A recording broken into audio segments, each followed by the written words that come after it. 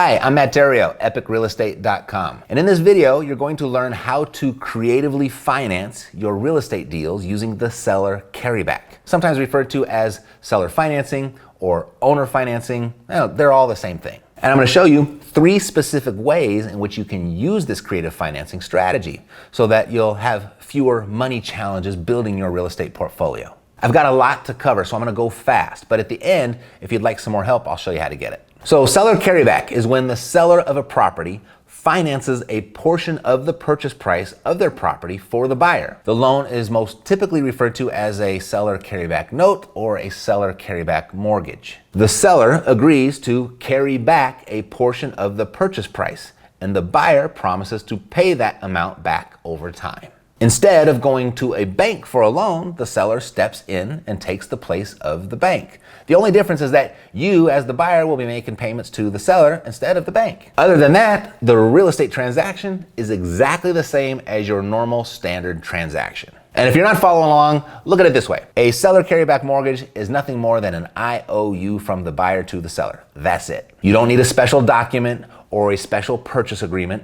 It's just like any other real estate transaction. But it's with the seller carryback mortgage that enabled me to exit the proverbial rat race in less than 4 years, where I was able to get my monthly passive income from real estate to exceed my monthly expenses, and doing it all using very little of my own money. I used mostly the seller's money. And since I've shown many others how to do it much faster than I, like Mackenzie, who actually freed her husband from his job in a little over a year, and Parker, he freed himself in about 13 months, and many others. And Mark, a newer student of mine, is on track, having just got his first seller carryback under contract to add another cash flowing property to the 10 deals he's already done this year. So enough about me and them. How do you pull it off? Well, it's pretty easy actually. I mean, of course you could just start offering it to sellers. That would be easy enough. But where I've found my last several seller carryback deals is just by cruising various online classified websites and real estate for sale websites and just searching for these types of opportunities. And they are everywhere as long as you know what to search for. I mean, the obvious things that you'd want to search for are seller financing, owner financing, and of course, seller carryback. But look also for owner will carry, or abbreviated as OWC. These typically tend to be the preferred realtor's terms, and that is going to open up a bunch more search results for you. And when you see any of these terms advertised, there's your opportunity. You know, I'm getting together really soon with a small group of investors to show them exactly where I do this and how I do this. If you'd like to join us, get all of the details at creativefinancingmasterclass.com. So there are 3 basic ways that you can structure your seller carryback deal. The first way, you can ask the seller to carry back the mortgage where you bring in a down payment. That would work just like a bank. Let's say you're looking at a property priced at $100,000. The seller agrees to carry back the mortgage if you can make a $10,000 down payment. You both would agree to an interest rate, or not, and a payment schedule. And then your closing agent would just put together the paperwork just like they would for a bank. And after the transaction is closed and you're the new owner, you'd start making your payments to the seller per the terms of the loan. Simple. That one's pretty straightforward. Now the second way, you can ask the seller to carry back your down payment. Let's say you got a bank loan or a hard money loan or a private loan to purchase the seller's property. And we'll use the same property valued at $100,000. And let's say your money source is lending you $80,000 and the seller agrees to carry back $20,000 for you. Again, you'd agree to an interest rate and a payment schedule. Your closing agent would put together the paperwork just like they would for a bank. And after the transaction is closed and you're the new owner, you'd start making your payments to the seller per the terms of the loan. And I don't know if you noticed, in this scenario,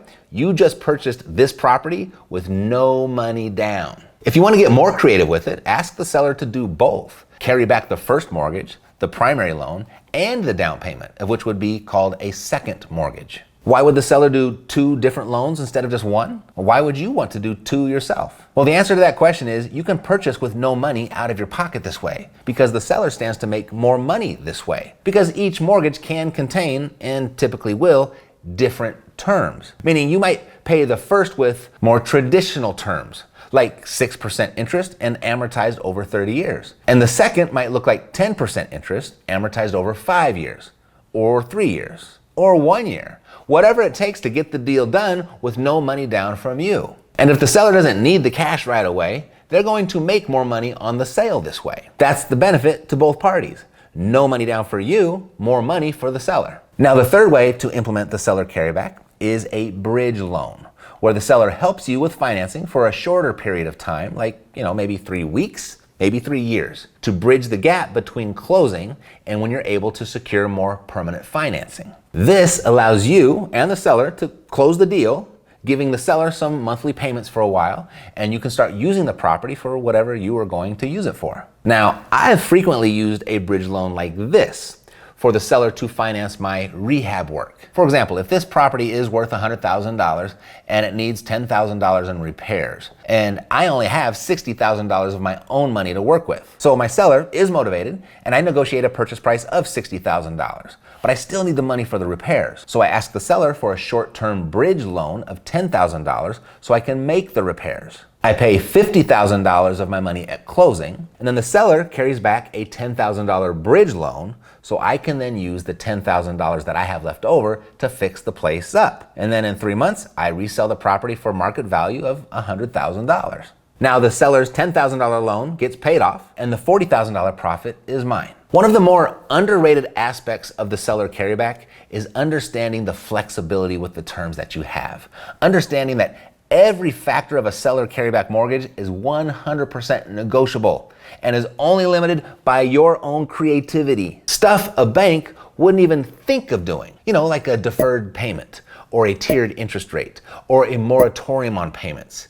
You can get really creative with this stuff. So before you begin your negotiating with a seller, make a list of the ideal terms that you'd like to see in your seller carryback mortgage. To get the same list, or cheat sheets, if you will, of 21 creative financing terms that I give to my private REI ACE clients, go to epicbreakthrough.com where you can download them all for free. Or if you'd like to go deeper with the seller carryback and other creative financing strategies like equity sharing and options and lease options, agreement for deeds, subject to, wraparound mortgages, all-inclusive trust deeds, and so much more, you might want to join me and a small group of investors coming up for a one-day live virtual workshop. It's over Zoom, no travel required, and you can get the details at creativefinancingmasterclass.com. The sad truth about real estate is that most people never get involved because they think they have a money problem, when in reality, all they really have is an idea problem. That's why they call it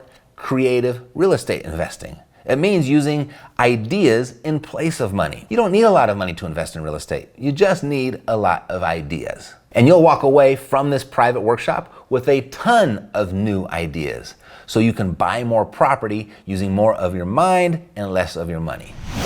So what did you find most valuable? Let me know below. And who else do you know that needs to see this? When their name comes to mind, please share with them. Oh, and if you're already subscribed, I pulled this video out special for you to watch next. Otherwise, I'll see you next time. Thanks for watching. Take care.